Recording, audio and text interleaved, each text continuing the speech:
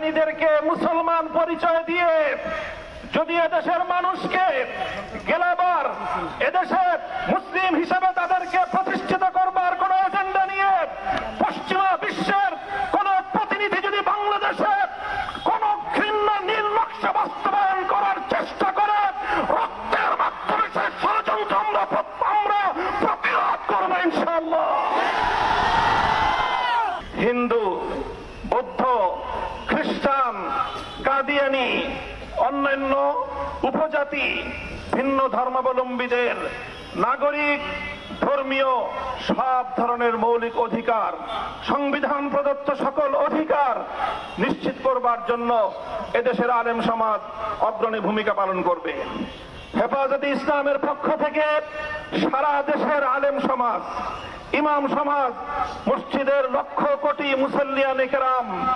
এবং ধর্মপ্রাণ মুসলমান ভাইদের প্রতি আমি আবারও দৃষ্টি আকর্ষণ করে উদাত্ত আহ্বান জানাই, আপনারা আপনাদের চলমান ভূমিকা অব্যাহতভাবে পালন করে যাবেন। সেই সঙ্গে বলতে চাই, অন্যান্য ধর্মাবলম্বীদের ধর্মীয় নিরাপত্তা যেভাবে নিশ্চিত করতে হবে, এদেশের সংখ্যাগরিষ্ঠ মুসলমানদের ধর্মীয় নিরাপত্তা একইভাবে নিশ্চিত করতে হবে।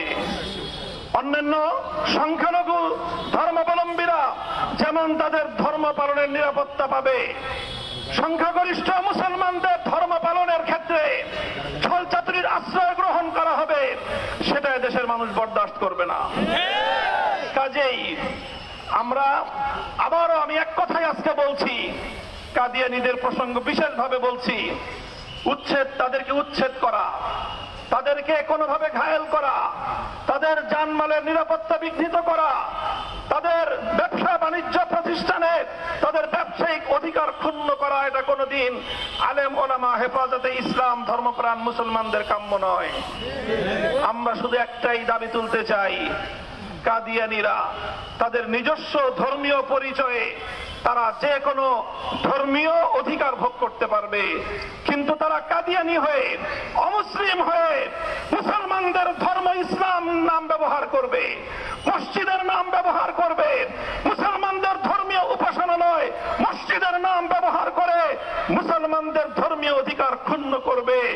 এদেশের মুসলমানরা মুখে আঙ্গুল দিয়ে চুষবে না। দলমত নির্বিশেষে